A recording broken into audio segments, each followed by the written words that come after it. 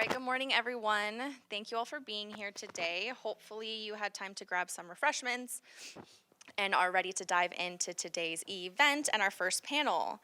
First, I'll just go ahead and introduce myself. I'm Kimberly Anderson. I am Avondale's Sustainability Officer. And if you can go to the next slide, I also help oversee the Avondale Green Business Program.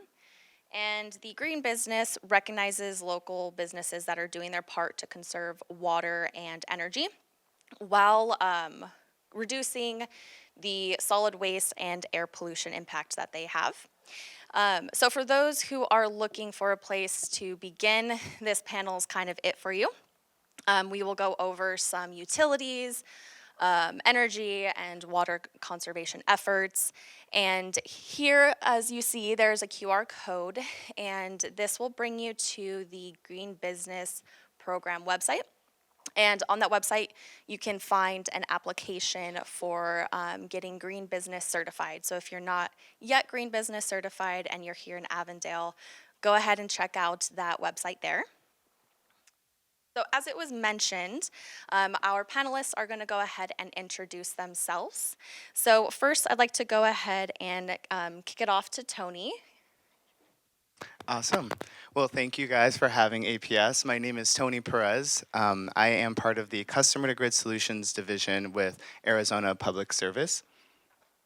Next slide, please. So a little bit about APS. We have been serving Arizona since 1886. We are an investor-owned public utility that is regulated by the Arizona Corporation Commission, or the ACC. We have just about a 35,000-mile service territory, and we are operating in about 11 counties within Arizona. We are serving nearly 1.4 million businesses and homes, and we have a goal to deliver 100% clean energy by 2050. We are supporting customer energy needs, and so we are committed to serving customers reliably and offering programs and resources to help you. Some general benefits of energy efficiency includes utility cost savings, things like reducing maintenance costs, as well as some other non-financial benefits such as the impacts to your employees and those partners. We also have the APS Solutions for Business, which is where all of our programs and resources live. There's too much to name and list, but we do have a booth in the back. So for those of you that are in person, please visit our booth to learn more about the programs and resources that we have available to you. Everything from energy efficiency to rebates to equipment upgrades to electrification. We also have the QR code, so for those of you that are virtual, you can also scan that QR code to visit our Solutions for Business website to learn a little bit more about what types of programs and resources might be applicable to you. We also have focused on transportation electrification and APS Fleet Advisory Service program. And with this program, we can help qualifying businesses understand what it means to go electric. So if any of you are operating an on-road transportation fleet and you have questions about going electric and what that impact may mean for your business, this might be an excellent program for you to sort of dive into those details and learn a little bit more. It's a no-cost program to those that do qualify, and I highly encourage it if it's something that you're just starting to get your feet wet with. And then lastly, just generally speaking, electric vehicles, and I believe that's why I'm here today along with my colleagues as well, as to talk about the variety of benefits to going green, one of those including electrification. Transportation electrification can bring many benefits to your business, and I look forward to talking about those benefits in more detail through our discussion that we have. But they, things like employee retention, emission savings, cost savings, all of those sorts of things. So thank you. Wonderful. Thank you so much, Tony Perez. And then next on our panel, we have Billy Vaughn. If you could go ahead and tell us a little bit about yourself. Yeah, thanks, Kimberly. I'm Billy Vaughn. I'm an Avondale resident. I live up 107 and Thomas in that area. So Friendship Park is my closest park, which I really like. It's a great park if you've been there. I've been on the sustainability committee for several years, and I have to say Avondale does a fantastic job. I get to meet with a lot of the cities, and Avondale has done a great job in this sustainability space, so I just want to say that. So from the SRP service territory, and I think we were going to talk about exactly where SRP and APS is in the Avondale area. And so if you're Dysart or west, you're going to be, APS. If you're east of Dysart or the Aquafria River, that's going to be SRP. Okay. How many do we have from APS here, and how many are SRP? Okay, so I think SRP's got a few more. We have a lot of programs to support some small business. In fact, we have some really good ones. And so if you're a small business and you're an SRP customer, I encourage you to go back to our booth and sign up for some of our programs. It will definitely save you money. There's no question in my mind that some of the resources that we give for small business are very good. Our programs tend to fall in one of three buckets. The first one is the saving energy. All right, saving energy. So that's like if you have a lighting project where you go from that incandescent light bulb to LED, it'll be maybe a 100-watt light bulb down to 10 watts. That's a 90% savings, right? That's saving load. And so the cheapest electricity that SRP can produce is the one that we never have to produce. So if we can lower our demand of usage, it's better for all ratepayers. So that's the first one, saving load, right? The second one is shedding load. So we have demand response programs where if you sign up, we'll pay you so much per year if you're willing to shed certain pieces of equipment that you may have going on. Now, not everybody can participate, and if they can't, that's fine. But there are certain times of the year where that is beneficial to shed load temporarily on a short-term basis. So that's shedding load. And then finally, the group that Tony and I really represent more is the shifting load. So I'm on the electric vehicle program. I manage the electric vehicle program for businesses, whether it's fleets, multifamily, nonprofits, retail, what have you. Any business customers that has a fleet or wants to offer charging to their customers, that will be the program that I'm representing. So in that vein, we try and shift the load, shifting the load, because homeowners charge their vehicles about 9 hours a week. 9 hours a week. Well, there's 168 hours in a week. That's a very low load factor. So all things being equal, if they can charge overnight or when it's off-peak, super off-peak, then there's not much demand on our grid necessarily. So we're filling the valleys of where we have extra capacity. So our role is to educate customers on when to charge and how to maximize their rates on what we offer. So that's our three main programs. But I'll dive into some of these if we can switch to the next slide, please. And I'm going to skim through pretty much the rest of these. Can we advance that? All right. We're gonna play Pictionary or something. I'm gonna kind of sound it out and see if y'all can guess what it is. So on the electric vehicle program, do we have any nonprofits or multifamily represented here? Nonprofit? Yeah, any nonprofit? Any multifamily commercial property groups here? Okay. In that group, we have some extra incentives, so we can give up to $5,000 per port on our electric vehicle program. For regular business, we have $2,500 per charging port for the electric vehicle program. So what does that mean? If you look out here, I don't know if you noticed, Avondale's got 4 EV chargers out here. All right. So we were able to give Avondale $20 grand to defray the cost of installing the equipment. But it's not only the equipment, it's the infrastructure to get power to those locations. Sometimes you have to add transformers or service panels. Sometimes you don't. You have to pay for the equipment. So we give that amount of money to defray the cost of you installing equipment. Now, if you're a retailer here, how many retailers do we have? All right, not as many as I thought. Okay. Sometimes you want people to shop at your place, and if you have a charging station out front and they have to sit there for 20, 30, 45 minutes or an hour, well, that just brings new business to you, right? So we see a lot of customers that will do that. And so let's see, which slide are we on? That's the E-Tech. Just go back one, if you will. So that's the slide I was just talking about. So if anybody have an EV vehicle in here? Anyone plan to get one? Has anybody driven one? Anybody driven one lately? Okay. I driven There. Oh yeah, it's very quiet. I will tell you from personal. I live here in Avondale. I can drive for a penny and a half per mile, charging off on our super off peak rate. You would be hard pressed to beat 13 or 14 cents if you don't have an electric vehicle. So the savings is significant. All right, there's 90% fewer parts. So that means less downtime because it's not in the shop getting oil changes. There's no oil changes. So I encourage you, there's a big event in just around the corner there at State Farm Stadium. It's kind of a big ride and drive event. It's Electrify Expo. It's May 5th and 6th. Everything that you can electrify will be there that you can test drive. And it's a great family event. It's very well attended. We've been trying to get this event here in the Phoenix Valley for many, many years.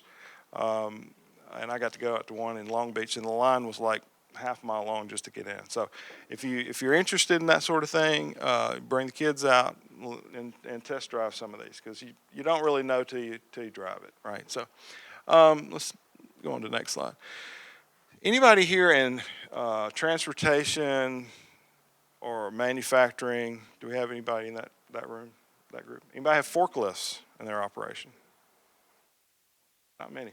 Okay, if anything's battery powered, we probably have a rebate. And I'll just make a blanket statement. If you're buying new equipment that saves energy or even adds energy, reach out to one of us. We probably have a rebate to support you on that. And so this is our off-road electrification. It's mostly like forklifts and process stuff, but I don't see many in that group. So let's move on to the next one. So lighting is energy efficiency is what you tend to think of when you think of like utility programs, and lighting is no exception. This is a program, like I had mentioned before, you can save 90% of your lighting load, and lights tend to stay on almost all day. Not many places that don't have their lights on. So that's a significant base load reduction for you. So we have a group in the back, Cassidy and Kent. Cassidy's with Resource Innovation that manage our energy efficiency program. She's the one that you definitely want to talk to about some of these different programs. And so we can give rebates for the controls as well as the lighting for the lighting program. Next slide. Non-lighting, I won't get into much. A lot of building envelope, compressed air. I don't know how much. save some of that for we'll save some of that. Yeah.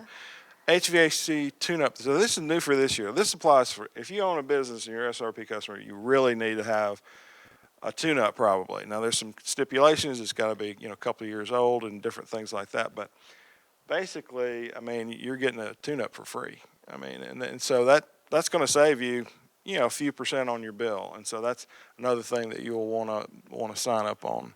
So next slide. Other small business solutions where we'll come in and kind of do a walkthrough audit of your facilities.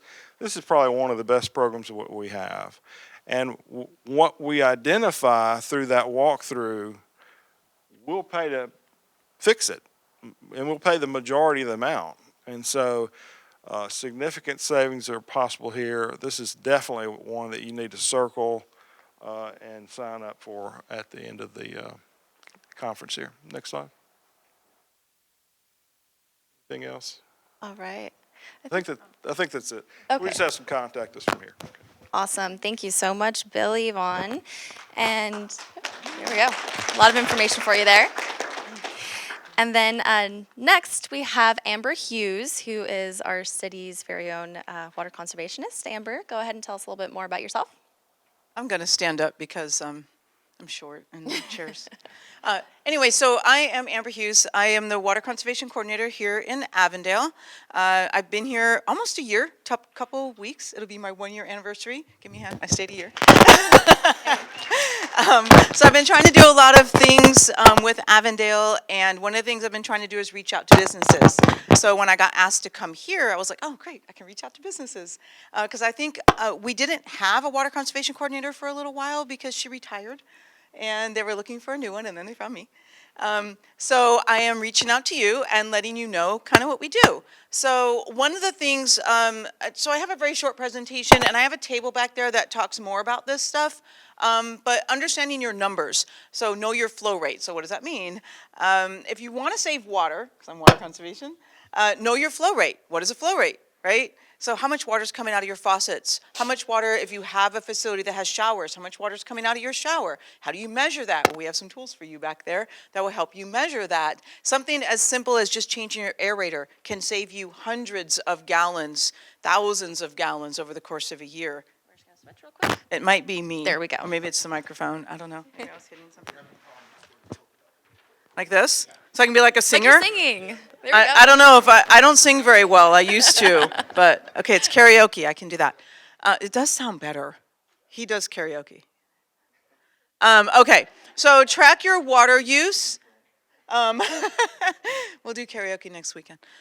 What's your baseline? So how do you know your water use? So if you pay your own water bill as a business, you can track your water use on your bill. But what if you're in a strip mall, right? And then the water bill comes from everybody in the strip mall and it's kind of divided between. You would have to ask the property manager or whoever manages that for what is my specific water use. If you know the actual name that your water use is under, your water bill's under, I can track your water use. I can look it up. And I can let you know, this is how much water you use in a month. How do we decrease that? So then as your bill is split up between however many people are in that strip mall, your bill is lower. You'd be surprised how many restaurants I go into or businesses I go into and they have a toilet leak and they don't even know it. Or I tell them, you know, your toilet's leaking. And they're like, oh, okay, whatever. Toilet leaks waste more water than anything besides the landscape. Think about that. Thousands and thousands of gallons a year from that water nonstop running in the toilet. It just constantly runs. So it'd be like turning your faucet on, and nobody imagine doing this. Turn your faucet on to wash your hands and walk away and just leave it on all day. Never turn it off. But no, everyone's like, oh my God, what? I would never do that. But you're doing it with your toilets. Right? So we look for things like that. So, and then what gets measured gets managed, right? If someone knows you're measuring it and your employees know you're keeping an eye on the water, they're going to be more likely to manage it better. If you know your flow rate, if you know what your water usage is, you're more likely to keep an eye on it and conserve it more, right? Because when you're in the know, you're in the know. It's kind of hard to ignore once you know. Does that make sense, right? You know? And then perform an assessment. So what type of leaks to search for? There's lots of different leaks. I mentioned the toilets. It's a little harder if you have the tankless toilet, but there is a way to test those as well. A lot of times they leak right from the back. When you flush it, you see the water just come out. It just needs a new seal. The faulty valves, swamp coolers, sprinklers, espresso machines, steamers, coffee machines, hose pipe connections, broken or worn gaskets on sinks, irrigation leaks. There's so many leaks that happen. There's actually a website online that shows the states and the cities with the highest amount of leaks in the country. We are one of those. How are we one of those when we live in a desert and everyone's looking at Phoenix and everybody in the world, not just the country, is looking at Phoenix? Oh no, they're not looking at Nevada, they're not looking at California, they're writing books about Phoenix. And our water use, but we're at the top of the leaks. Fix your leaks. We have a river that's, getting lower and lower. Even if it wasn't, so what? Fix your leaks. And then there's resources like EPA WaterSense. They make really great tools. If you have an EPA WaterSense product and you're using EPA WaterSense and following that, you can be registered as an EPA WaterSense business. There's another green business plug for you. And then EPA Energy Star, using Energy Star appliances because saving energy saves water. Why? Well, because it takes water to make energy. So the more energy you save, the more water you save. And then the Alliance for Water Efficiency, I have a couple other guides over there actually. I have one that's called the Commercial Kitchen Guide. Even if you're not a commercial kitchen, it has all kinds of water saving tips in there. And then there's a plumbing guide that shows you how you can change your stuff and how to look for leaks and all kinds of of information over there for you. So there you go. I am Amber Hughes. That's my, I didn't do a QR code. I didn't think about it. It's easy, avondale.gov/water conservation, and you will get to my webpage. Otherwise, I have 2 emails because they want me to check a lot of emails. So ahughes@avondaleaz.gov, or the easiest one is savewater@avondaleaz.gov, because we all want to save water. So there you go. Awesome. Thank you so much, Amber, and thank you, each of you panelists, for being here today. Amber, I'd like to start with you. You had mentioned, know your numbers and flow rate. Can you elaborate on how a business actually does that?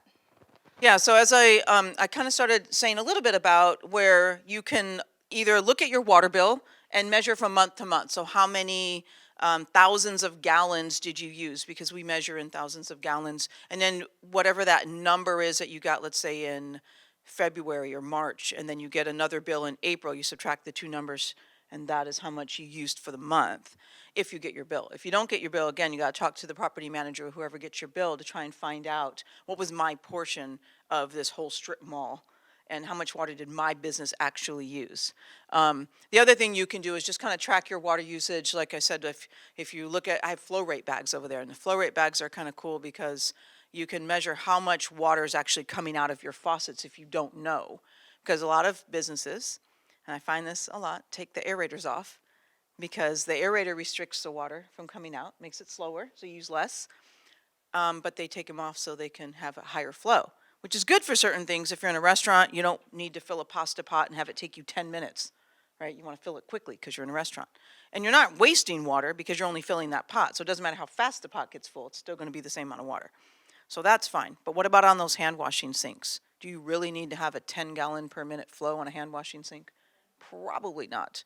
So 1 gallon per minute is fine because you're still going to get your hands washed and a lot less water. So, those are some things you would, look at. Awesome, thank you. And let's say a business notices that they may have some higher than normal water consumption.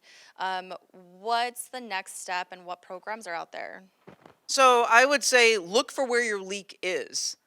Because with a business, it's a little harder for us to come out and look at your water meter and kind of see, because it's going to be flowing constantly. But if it's in a business and it's in a strip mall, it's always going to be flowing. Someone's using water somewhere. So you would have to look for a leak yourself. And I would always direct people to the toilets first. It's always the first thing, and then sinks. And then there's also hidden leaks that people don't see, because a lot of people don't check under the sinks for any type of, even if it's just a drip that's constant, where there's a seal that's broken or a hose that's not sealing correctly. Maybe it needs a new washer. Maybe you just need a whole new hose. And then the turn-off valves underneath the sink and by the toilets. If you have a facility, I think there was someone here from a care facility. If you have showers and stuff, make sure that those are not leaking. Sometimes there's leaks behind the wall. And sometimes you'll notice that under a floor, your tile starts to get loose and buckle up. And you're like, why is my tile like this? There might be a leak underneath there, and that's making the tile do that. So there's different ways you can check. And you can have me come out and look, and then I can try and help you find the leak. So they can email one of those 2 emails that you can have. email, yeah, you can email me or call me. And I also have these little leak detection kits for the toilet. It's really simple. Just put, like she has one right there. There you go. It has these little dye tabs. You put, if you have a tank toilet, put the dye tabs in the tank. If it comes blue in the bowl, you got a toilet leak. And you think, well, I would hear it, because you'd hear it filling. Well, toilets are more silent now than they used to be in the 80s and 90s. You don't hear them filling anymore. And so you don't even notice that there's a leak unless that blue comes in the bowl. So, yeah. Awesome, thank you. And speaking of, programs and rebates, Billy and Tony, you guys all probably have something similar in the world of energy. Can you both, one and then another, kind of discuss some programs in the world of energy? It's about to get pretty hot here. Businesses might want to know how to keep their energy consumption down. Can you kind of elaborate on what programs you guys have? Yeah, so the big one I think is the HVAC tune-up. I mean, we're getting in that season. We have contractors that'll come out and tune up your HVAC. Just talk to Cassidy in the back there. That would be one. The other is that walk-through audit, where they walk through your facility and they write down and measure and come up with a plan to kind of make your facility more efficient. Plus, we'll even do the work, and we'll pay for most of the improvements. So, I mean, those are two really good programs to help you save money.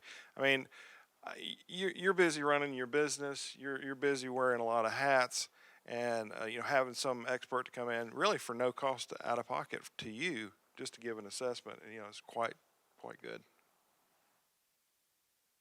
Yeah, so APS has a lot of similar programs, so I would definitely encourage folks to visit our Solutions for Business website. But generally speaking, the use of energy, the time varies, So depending on your business operations, I would highly encourage businesses to think about what actual energy rate plan they're on. So if you have access to your utility bill, your power utility bill, it's always good to visit and see when you're using energy and if the energy you're using aligns with the best rate plan option for you. In fact, a lot of businesses that are served by APS are not on a time differentiated rate or a time of use rate where the price of energy changes throughout the day. And oftentimes they can take advantage of that rate and actually save money. So it just depends. The on-peak time period for our business customers served by APS is 3 to 8 p.m. And so if you can reduce your energy consumption during that time, I would highly encourage businesses to explore a time of use rate for their business because they could actually save money on energy costs. So not just taking advantage of the actual programs and rebates that we can help you with to make your business more energy efficient, but also just being mindful of the overall energy profile and which rate plan that you're on. And then I'll also just add that in addition to that, if you're interested in being supplied green energy, APS has a specific program called Green Power Partners where you can claim that your facility is served by electricity that is generated by renewable energy. So highly encourage you all to check that out as well. Awesome. And that would be on the website as well? Yes. Okay. Very good. And I also want to touch on, you both are proficient in the world of electric vehicles and electric vehicle charging. Let's say a company wants to either help convert their fleet if they have, vehicles in their operations, or they want to have electric vehicle chargers installed at their business. Can you kind of touch on the steps that they can take to that, and also why is it important or attractive to have those in their business operations? Yeah, I mean, cost is a big driver for that. I just curious, do we have anybody here that has a fleet of like 5 or more vehicles that they have in there? Okay.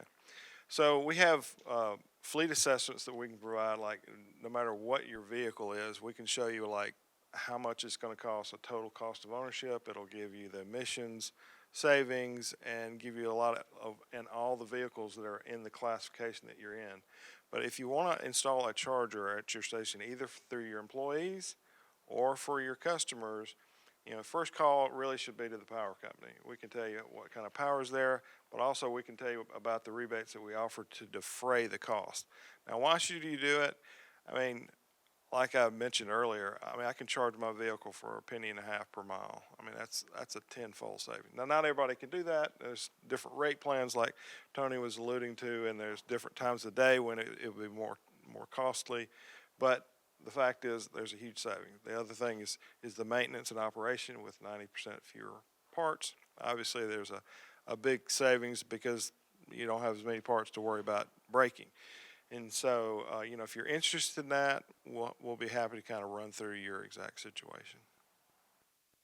Yeah, I totally agree with all that Billy shared. It's a new world, when thinking about electric vehicles and electric vehicle charging, and utilities we know energy, and so we have a lot of resources to help businesses understand, what it means to actually install a charger, what types of things should you be considering, and also, how will that impact my business. I think just having charging stations having it for your fleet is one thing if you don't have an on-road fleet, but perhaps you just want to offer it as an amenity to your customers or your employees. That's also an option that we see a lot of our customers do. And what they find is that, having those chargers for their employees or their customers is actually a great signal to, their constituents and their business partners and their community that they're supporting, a green technology. It also, promotes visibility for your business. And so having a charger that's publicly accessible, for example, where you're located, can actually promote, the identification of your business. People will spend more time potentially shopping or visiting your business that may not have otherwise had access to or visited. And so those are some, I think, really good benefits that should be kept in mind too. Yeah, and another tidbit to point out is Avondale has a policy for the percentage of electric vehicle chargers needing to be accessible at a business, whether it's the number of chargers installed or parking spaces that can be converted to EV chargers within the future. So it has the electricity infrastructure set up for it. So that's a great thing to keep in mind for our businesses, because that's something that here in the city of Avondale we definitely want to help promote. So thank you for that. And also, I want to just touch on everybody to each of your knowledge and expertise in your areas. What is, would you say, kind of a synopsis of the number one way that a business can improve their utility use for energy and water? I'll kick us off. I would say from an energy standpoint, just like I kind of talked about earlier, be sort of aware. Energy is a pretty significant cost, and lots of things are electric now in our businesses, and it's important to think about the specific rate plan there that you're on and understanding, is this the best for my business? And is there an opportunity where my energy use aligns with a plan that actually would save me money? And then step two would actually be focused on energy efficiency and, things. We live in a desert climate, things don't last long and it's really hard to keep cool in the summer months. And so energy efficiency can play a big role by, making all of the improvements in your business from lighting to HVAC to windows and insulation, all those sorts of things. And so please, visit our Solutions for Business content and see what you might have access to. I totally agree with all of what Tony just said. I would look at the rate plans to see how you can maximize that. I know thinking at it from your home perspective, if we have super off-peak, can you run your dryer during the off-peak period? Can you run your dishwasher during the off-peak? Can you run your pool pump during, all these optional things that it doesn't really matter when you do it during the day if you can kind of maximize that. And that also applies to your business. There's all kind of processes that you can do. You know your business better than us, but I would look at the rates first, and the second, I would go through the exercise of having a walkthrough energy audit at your business to identify areas where you could improve. And since I'm water, I'm going to talk about saving water. So again, know your consumption, know how much you're using. The other biggest place that wastes water is your cooling towers. So if you get a cooling tower checkup, you mentioned checking the HVAC. If there's leaks, they leak. They waste water, a lot of water. Even if it's a refrigeration system, like at a grocery store, your cooling towers waste a lot of water. So, get those things checked. Find out where your water waste is. Find out where you can save water. Your water bill will drop if you are conserving. So, it's always a big thing, right? Wonderful. Thank you all so much.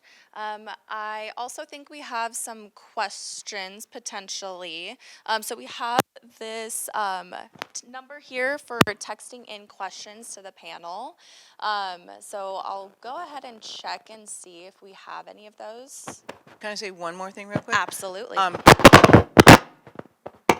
Bad mic again? I don't know it. Anyone online, I like I mentioned the guides that I have. If you would like any of those, if you're online, just send me an email so I can get them sent out to you. Awesome. You have a question. Do you have any stories of how much a business has saved by fixing leaks or reducing energy consumption? I have a few stories of how much water was saved. So I've been in a number of schools checking for leaks, changing aerators, looking at irrigation. Over the course of 2 years of going into schools and changing their aerators to lower flow, checking the irrigation and having the irrigation leaks fixed, we saved over 1 million gallons of water for the several schools we went to here in the West Valley.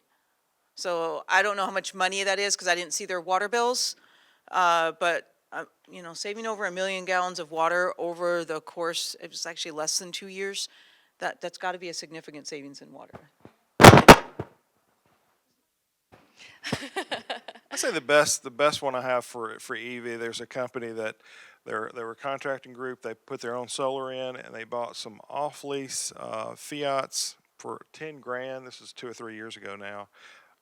And they gave them to their employees. And if you drive an EV, I don't know if you know this, but you get a free HOV lane sticker. So you can actually, so they would let their employees drive home. Well, if you got a $10,000 vehicle and you're charging through solar, I mean, that's an incredible payback. I mean, that is so significant. And they got to get home quicker because they got the HOV lane. So that was, good work-life balance as well as energy savings as well as environmental savings. I don't have any specific stories, but what I'll share is that, the savings from all of the programs that we offer is significant. It is huge. And it's difficult to overstate the benefit that, APS receives by offering these incentives to help businesses save money. That is sort of the foundation of why we offer these types of programs and resources for customers is that, if our customers save energy, that means that APS or, SRP, we're not having to, turn on an additional, natural gas turbine, on during the peak period. And so, or invest in a new generating resource because we're so heavily focused on helping our customers shift to more efficient technology that doesn't really require us utilities to have to invest in more generating resources. And so it is very significant, the savings overall, and we track and report that across our entire portfolio of rebates that we offer. So no specific stories, but just wanted to highlight that. Wonderful, thank you. Do we have another question? Can you talk about the difference between level 2 and level 3 EV chargers? So there's actually 3 levels. Level 1 is just like plugging into one of those plugs right there on the wall. It's very slow. You only get maybe 4 or 5 miles per hour of charging, right? So you wouldn't want to use that unless you really had to. Level 2 is what we see. 95% of all chargers are level 2 chargers. That means they're 240 volt, and what that means is like they run on the same type of plug as a dryer would have. So we have programs where we'll install chargers, the electrical in your garage or wherever you may be charging. The reality is 85% of all charging is done at people's homes. And so one of the reasons we want to work with multifamily is that, if you're renting, you're not going to put that investment in. So we give it enhanced incentives if you live in a multifamily property. And, if you do live there and you don't have a charger, reach out to your management team. We'll be glad to work with them. But, that would be. So are you saying if someone has a dryer, they could plug their EV charger into their dryer plug? So you'd have to have a splitter, and you would not want to use the dryer at the same time. It's possible to do that. You see that more like in California. The runs tend to be a little bit longer. If you happen to have your dryer right by the garage, for example, you could run they call it a splitter where it'll tee off the load. But if you have power and your service centers is on that side of the garage, then it's fairly nominal to kind of run one, but it is possible to run off the dryer. Yeah. Yeah, very. She's taking notes. I'm taking notes in my head, like how can I not use the regular wall plug, Right. 5-hour plug-in, then I don't Right. use the electric dryer. You have one more question for the end of this panel. Thank you for the great discussion. I have a couple of questions. For Mr. Vaughn, when it comes to the HVAC tune-up and walkthrough, does this apply only to brick and mortar businesses? It has to be a commercial behind a commercial meter. That's our main stipulation there. So if you're at your home and you have a home office and it's classified as residential in our system, then it wouldn't apply. That's the only one I could think of where you wouldn't apply. But if it's a commercial business, yeah, it would apply. Part of that same question is for Mrs. Hughes, can a business owner from outside of Avondale, for example, Goodyear, come to you to learn more about their water conservation efforts? So that's a good question because I'm actually offering a class. So we partner with Goodyear and Buckeye, offering classes because I also do all the plant classes and the landscape classes. But we are also offering a water conservation class to teach people how to do all these things I talked about. You know, check for leaks. How do you be more water efficient? And we're doing it in Buckeye this summer. We're not doing one in the city of Goodyear right now because we partner together, we decide which city we're going to offer which classes in, and we actually are offering that class to people, anyone that wants to show up in Buckeye. The other thing that we're offering here in Avondale is we teamed up with SRP. It's Tanya Hughes, I don't know if you know her, and they're coming out and teaching an energy conservation class here in Avondale at the Civic Center Library. So if you want to learn more about saving energy, it's a free class. And then we have a program here that I just started. It is a Reduce Your Use program where I'll be teaching a series of classes here in Avondale for residents that sign up for the class. So if you're a business, I mean, you're welcome to come to the class. You might not get the same rebates and stuff because it's a business, but you can always come out and learn how to save more water, all the tips and tricks that we're going to teach about it. So there's some opportunities that are coming up. Yeah. Awesome. Thank you all for joining us today.